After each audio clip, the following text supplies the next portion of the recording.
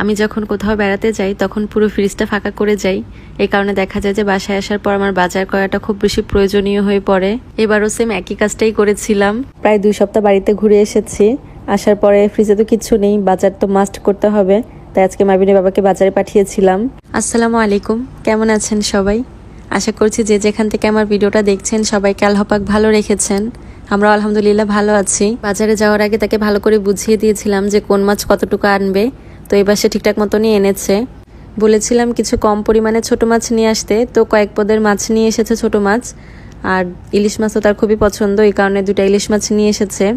কিছু মুরগি এনেছে আমাদের খাওয়ার জন্য আর মাইবিন মাহিরার জন্য দেশি মুরগি আনা হয়েছে, যেগুলো সাইজ একদম ঠিকঠাক মতো ছিল, মানে ওদের এক একদিন এক একটা রান্না করে দিলে ওদের হয়ে যাবে।